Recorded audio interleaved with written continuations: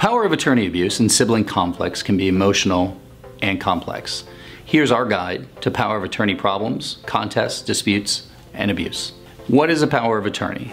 A power of attorney is a legal contract that gives a person, known as the agent, the power to make legal decisions on behalf of someone else, the principal. For example, a busy adult may give their financial planner a power of attorney to make financial decisions for them, including buying and selling stocks, for example. Frequently, a power of attorney is given to a trusted family member or friend. So when abuse occurs, it often comes with the additional emotional anguish associated with having a family member or friend let you down. What is power of attorney abuse? Power of attorney abuse refers to a legal claim that the person granted power of attorney, the agent, is not acting in the best interest of the other person, the principal.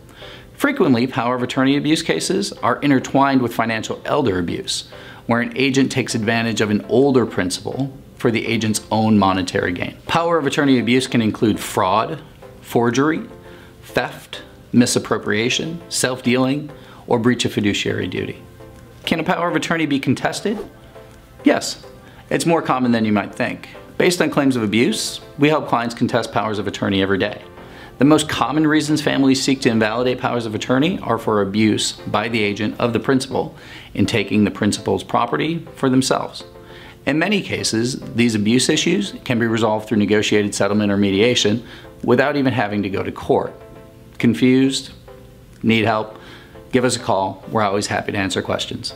How do I prove power of attorney abuse? It's often clear that power of attorney abuse has occurred because financial records will show that the agent profited directly by taking advantage of the principal. Why? Well, an agent is not supposed to directly gain anything when acting with a power of attorney. California law dictates that the agent is only to act in and for the best interest of the principal. The moment the agent acts in a way that results in their own personal gain instead of the principal's, it's time to investigate. That investigation will reveal whether they've committed a breach of their fiduciary duty to the principal. Sibling conflicts and power of attorney abuse. Sibling conflicts are a very common landscape for power of attorney abuse. It's normal and sensible that a principal would give their child power of attorney over certain matters, often, say, financial matters. However, if a conflict arises between the principal's children, then the power of attorney that one child holds often leads to even more, often highly emotional conflicts. For example, if the principal gives the power of attorney to their more responsible child who has a strained relationship with the more irresponsible child, and the more irresponsible child learns of the power or what they will perceive as favor that the principal is showing the responsible child, it will only serve to further heighten the irresponsible child's distrust. Will a sibling who commits power of attorney abuse go to jail? Generally, no. Power of attorney abuse is a civil matter and handled in civil court, not criminal court. In the vast majority of cases, issues are resolved without a criminal charge even being filed. Plus, most power of attorney abuse situations are resolved through negotiated settlement or mediation, and a court trial never even occurs. Why? Supervised by probate litigation attorneys, settlement proceedings are faster and less expensive than going to court. How do I report power of attorney abuse? If you suspect power of attorney abuse, contact a probate litigation attorney immediately. Like at RMO, most experienced probate litigation attorneys will offer a free consult to help answer your questions. How much does it cost to contest a power of attorney? The cost of contesting a power of attorney can vary greatly, but what is the alternative? Allowing the continued abuse of your loved one? At RMO, we pride ourselves on looking for cost-effective solutions that can be secured efficiently. One strategy is pursuing ex parte relief from the court to suspend the abuser's power of attorney.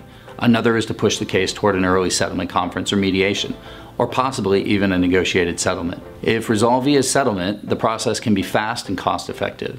Frequently, once the abuse is discovered, the abusive agent may return financial assets willingly and immediately in order to avoid civil court, a judgment, or other repercussions.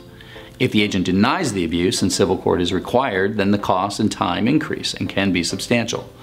However, if the case is going to go to court, the expectation is that the financial value of the assets that will be recovered will exceed the attorney's fees and costs. Do I need a power of attorney abuse litigation attorney near me?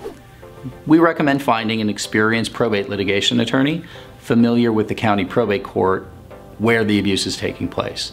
For example, If the principal is being abused in Los Angeles, we recommend working with a probate litigation lawyer in Los Angeles. A Los Angeles probate lawyer generally will be more familiar with the Los Angeles probate courts versus an out-of-state or out-of-town attorney. At RMO, we protect people like you every day. The consultation's always free. Give us a call or shoot us an email. Thanks for watching.